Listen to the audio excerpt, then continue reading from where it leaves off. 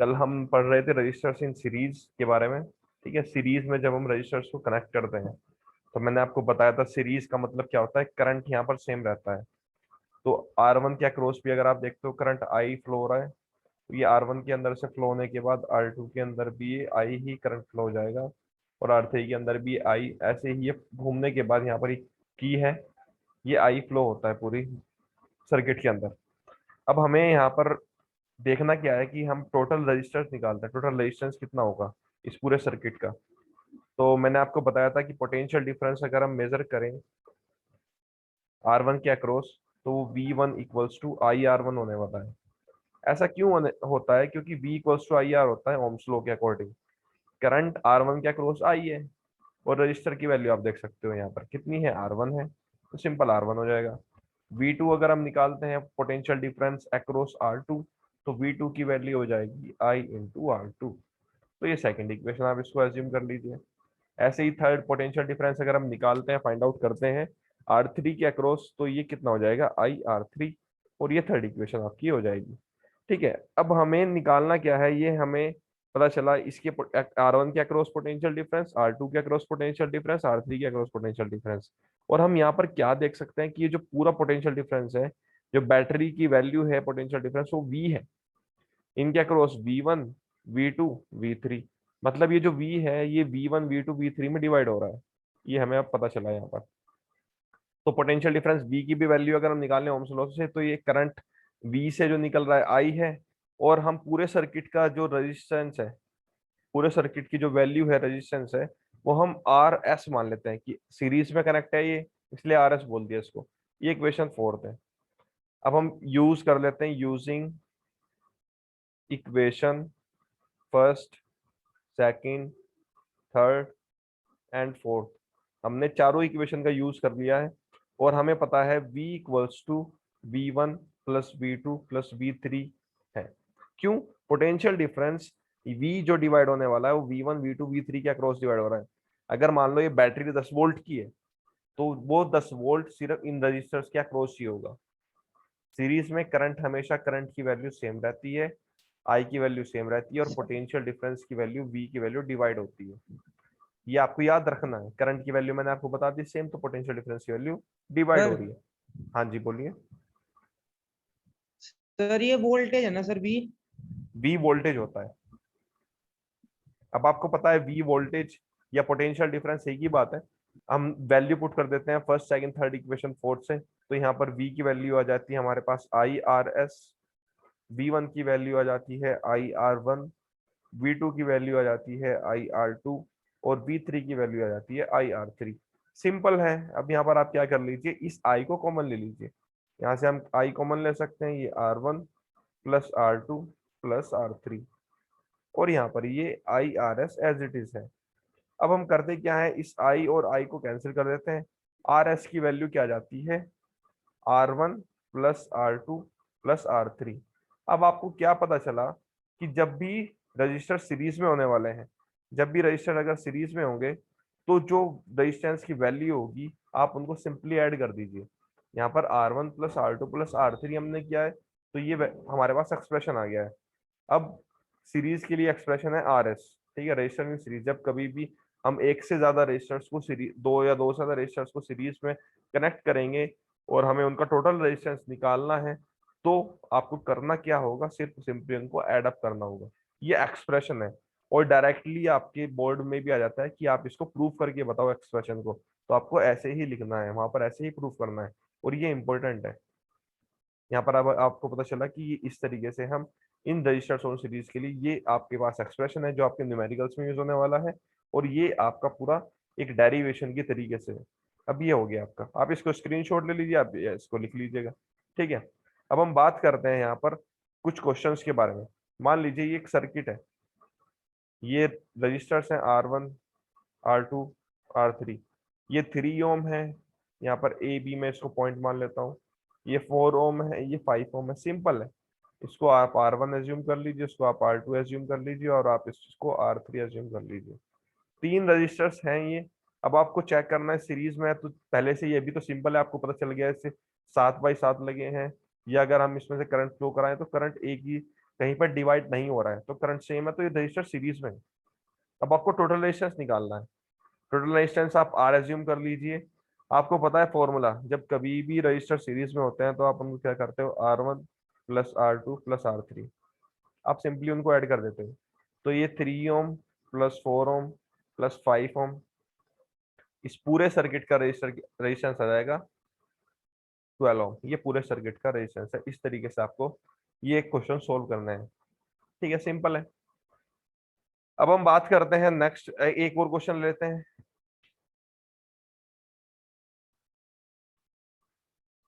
ठीक है, ये 3.5 ओम है, ये 4 ओम है, ये 2.5 ओम है, ये 1 ओम है। अब आप ये नहीं बोल सकते कि सर सिर्फ आपने 3 के लिए बताया है।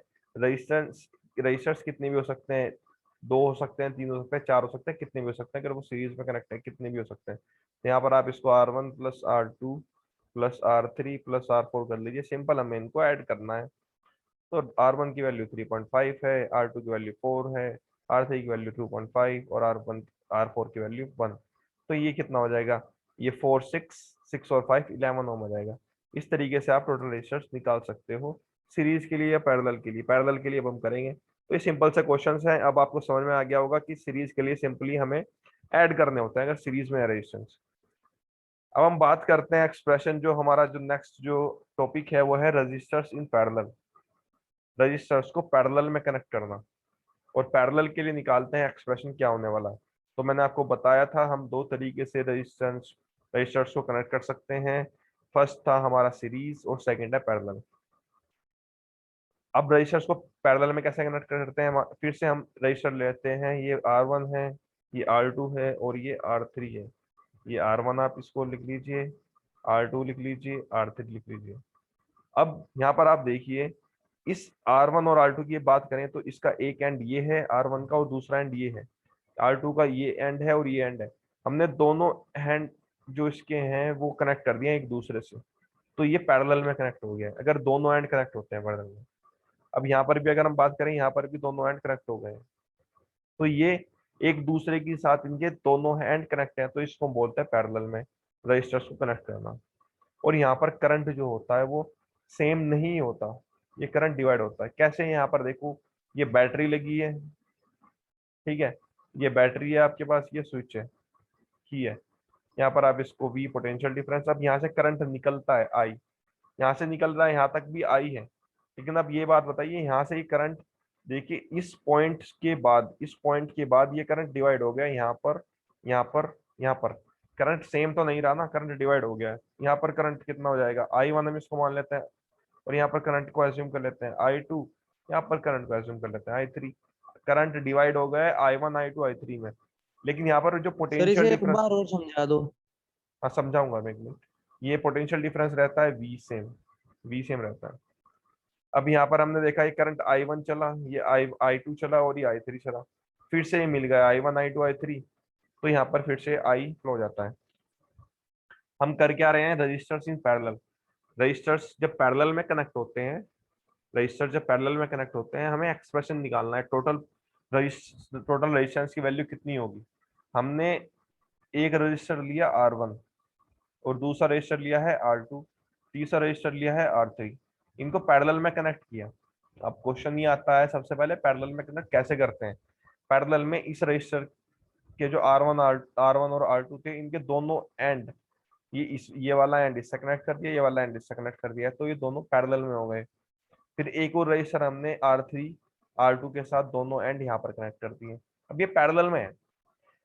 हमने बैटरी लगा दी, बैटरी से करंट आया I, और मैंने आपको बताया था सीरीज में करंट सेम रहता है और पोटेंशियल डिफरेंस की वैल्यू डिफरेंट रहती है। लेकिन पैरेलल में क्या होता है, यहाँ पर करंट सेम नहीं रहता, ये करंट I चला यहाँ से। अब इस पॉइंट पर देखो, अलग अलग ये वायर है, वायर, ये इस वायर में अलग करंट जा रहा है, इस वायर में अलग करंट, इस वायर में अलग करंट, ये डिवाइड हो गया।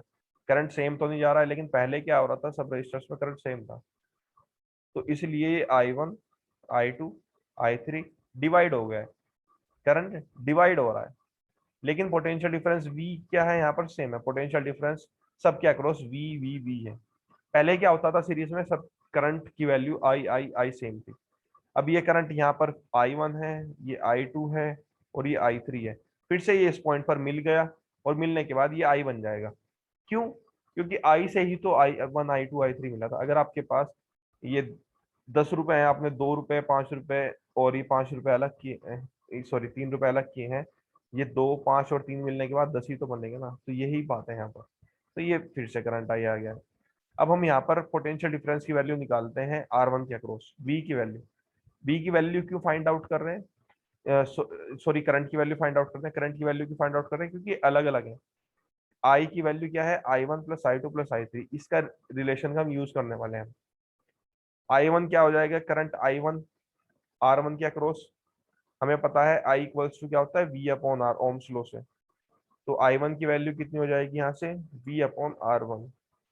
ये फर्स्ट इक्वेशन। ऐसे ही आप सेकंड इक्वेशन कर लीजिए। I2 की वैल्यू हो जाएगी V upon R2, second equation. ऐसे ही I3 की value current across R3 V upon R3। ये I1 I2 R3 I3 का की वैल्यू आ गई है। अब कैपिटल I की भी तो वैल्यू निकालनी है। कैपिटल I की वैल्यू क्या हो जाएगी? पोटेंशियल डिफरेंस क्या है? V।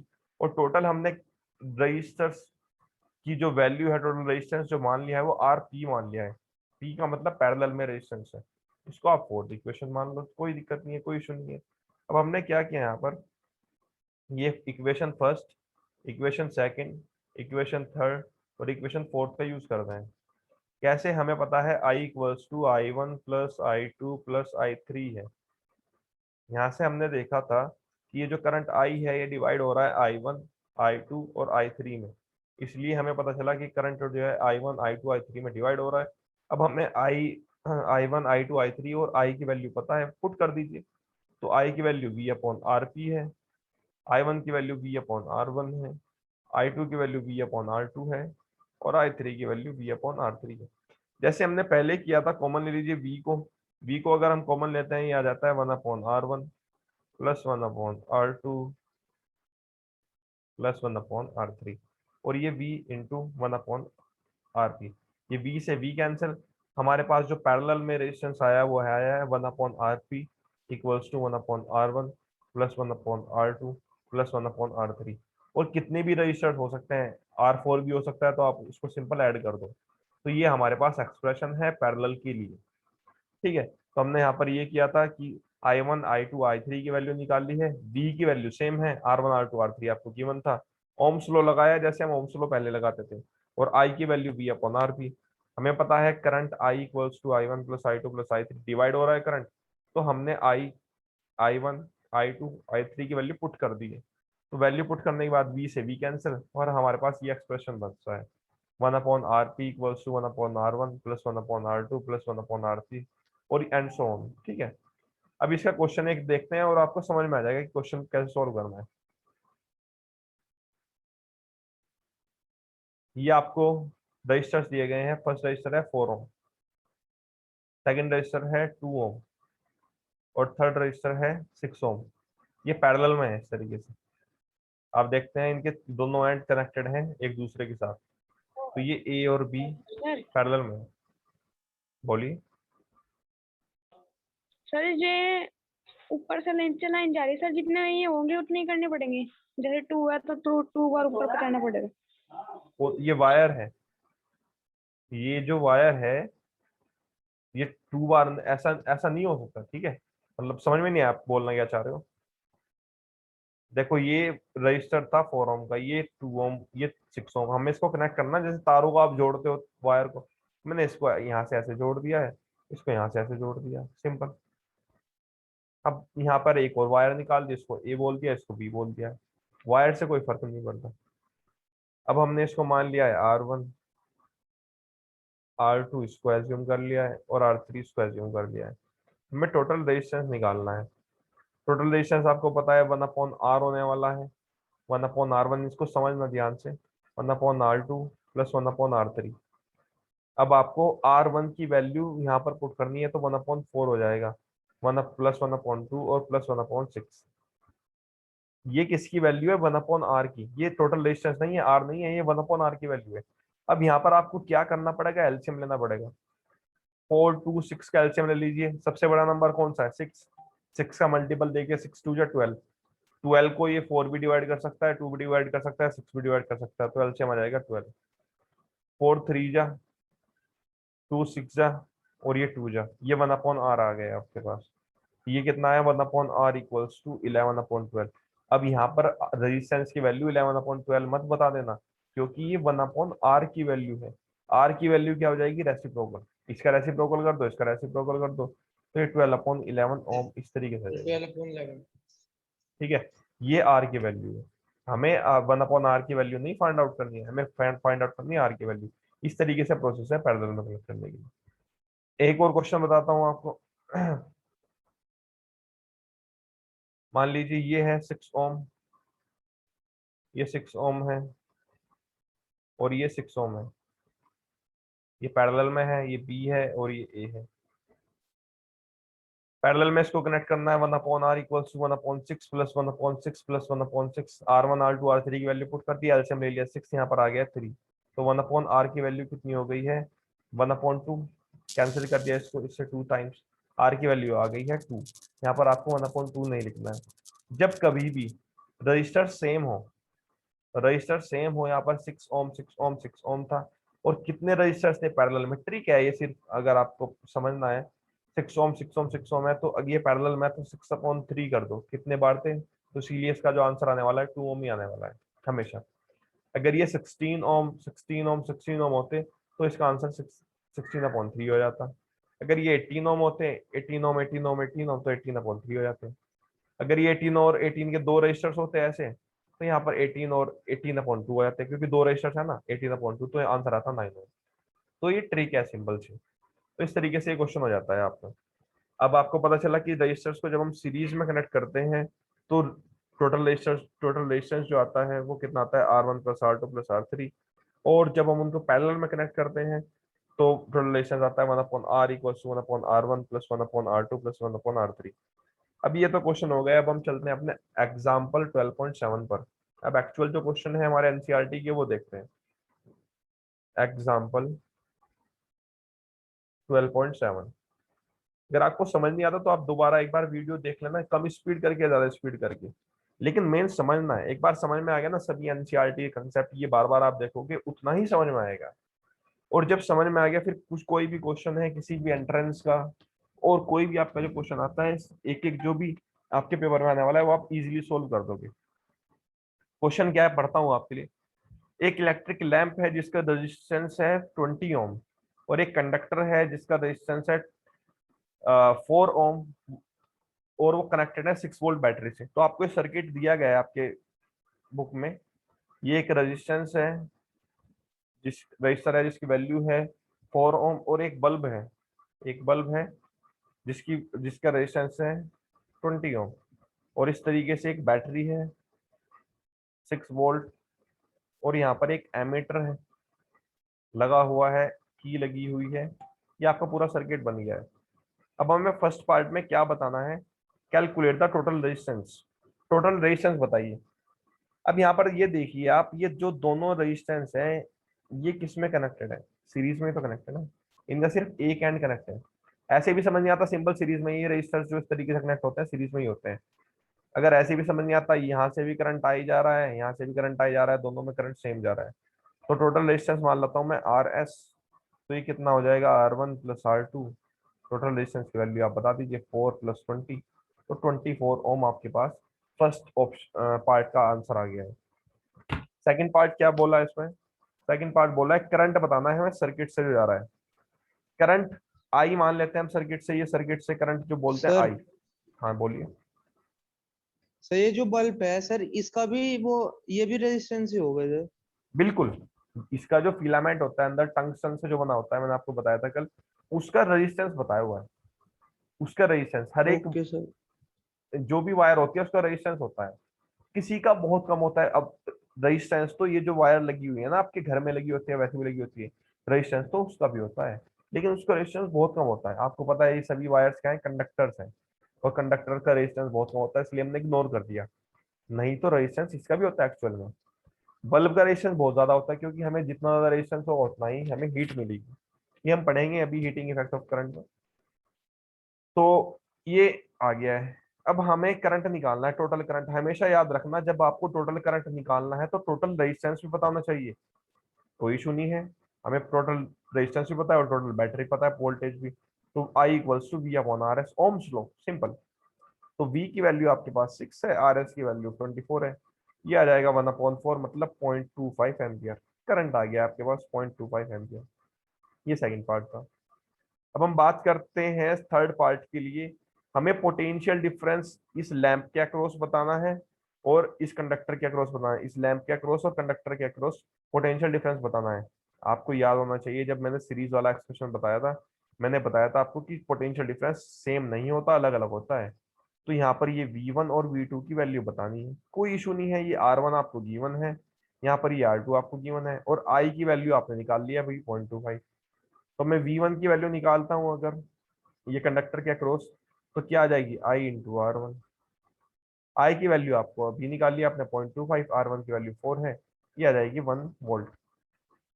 और V2 की वैल्यू अगर मैं निकालता हूँ तो R2, I की वैल्यू 0.25 है, R2 की वैल्यू 20 है, तो ये आ जाएगी 5 वोल्ट। अब यहाँ पर आप देखिए, मैंने आपको ये लैंप के अक्रॉस जो पोटेंशियल सर डिफरेंस व्यू आया V2, ये 1 मिनट, 5 वोल्ट है, और V1 1 वोल्ट है। अब एक बात यहाँ पर समझो, बैटरी हमारी कितने वोल्ट की थी, V की वैल्यू 6 वोल्ट। मैंने आपको पहले भी बताया था पोटेंशियल डिफरेंस डिवाइड होता है सीरीज में, तो यहाँ पर ये 1 वोल्ट तो इसके पास चला गया है, 5 वोल्ट इसके पास चला गया है। इसीलिए हमने पहले भी एक्सप्रेशन में सम किया था, V equals to V1 plus V2। अब पूछिए आप क्या बोल रहे थे। हेलो। Yes sir. कुछ पूछ रहे थे आप देवा? सर ये कैसे डिवाइड हुआ सर इसमें? ये डिवाइड कैसे हुआ, पोटेंशियल डिफरेंस ही हाँ जी। डिवाइड होता है, करंट तो सेम है, करंट तो सेम है, यस करंट तो सर। सेम चल रहा है, पोटेंशियल डिफरेंस ही डिवाइड होता है। पोटेंशियल डिफरेंस इसलिए डिवाइड होता है, देखो यहाँ पर इनकी रेजिस्टर्स सर की जो वैल्यू इस है वो अलग रेजिस्टेंस अलग से। है, अलग अलग वैल्यू है ना। अगर यहाँ पर ये 4 ओम होता यस ना, सर। ये दोनों 4 ओम होते, तो जो आंसर आता वो 3 वोल्ट और 3 वोल्ट आता, बराबर आते। ठीक ओके। है। Okay sir. अब हम एक नेक्स्ट क्वेश्चन देखते हैं, इसमें अगर नेक्स्ट क्वेश्चन है, ये एग्जाम्पल 12.7 हो गया अभी। इसी पेज पर, पेज नंबर 213 पर क्वेश्चन नंबर 1 है, इसको देखते हैं क्वेश्चन नंबर 1 को। क्वेश्चन नंबर 1 में क्या गया, बताया गया आपको डायग्राम बनाना है। उसमें बैटरी है, 3 सेल से बनी है, जो 3 सेल, एक सेल ये होता है, एक और सेल आप बना दो और एक सेल ये बना दो, तो तीनों सेल जो है 2-2 वोल्ट के हैं, कोई इशू नहीं है, 2 वोल्ट 2 वोल्ट 2 वोल्ट। और उसमें एक 5 ओम का रजिस्टर लगा है, और ये सभी सीरीज में है। 5 ओम का रजिस्टर लगा, ये 5 ओम का एक रजिस्टर है, कोई इशू नहीं है, आप इसको R1 एज्यूम कर लीजिए।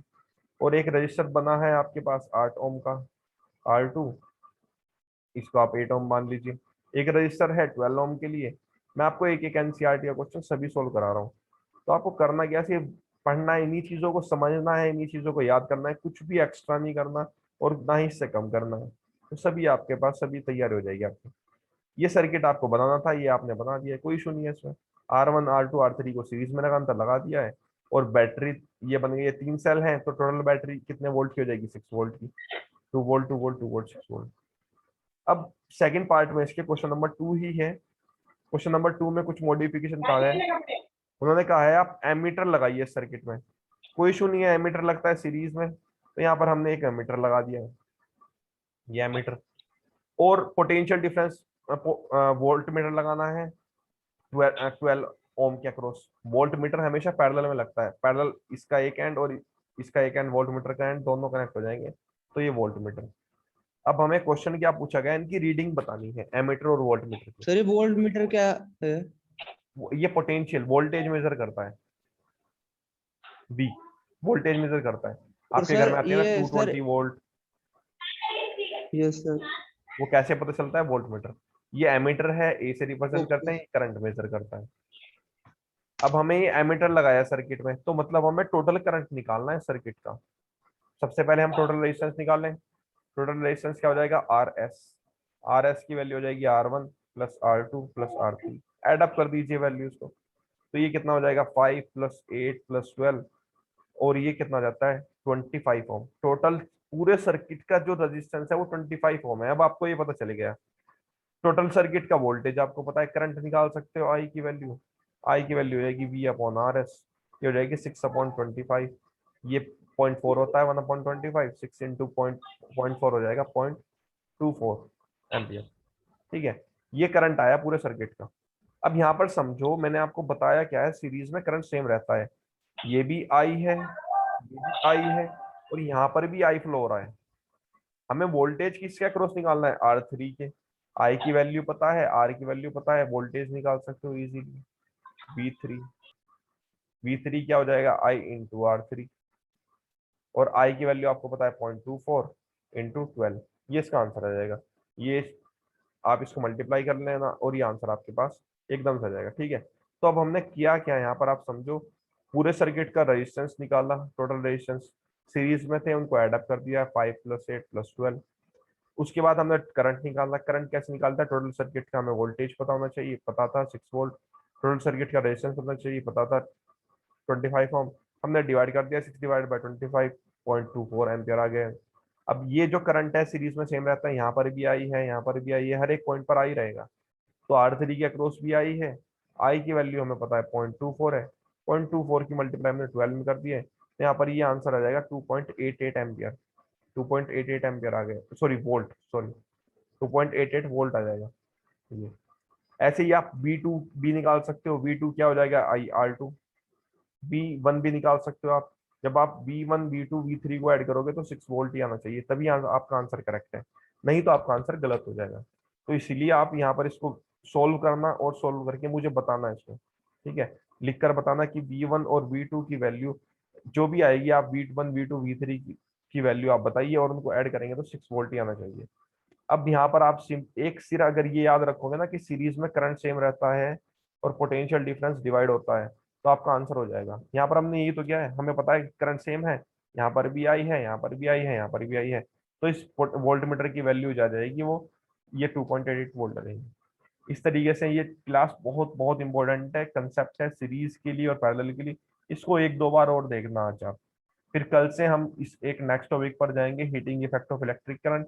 उससे पहले कुछ क्वेश्चंस भी करेंगे, प्रैक्टिस करेंगे कुछ क्वेश्चंस की, न्यूमेरिकल्स की। उसके बाद हम ये चैप्टर हमारे 1-2 दिन में कंप्लीट हो जाएगा। ठीक है, ठीक है, तो आज के लिए इतना ही रखते हैं। कोई भी इशू है तो आप मेरे से पूछ लेना। Bye, take care. Thank you sir.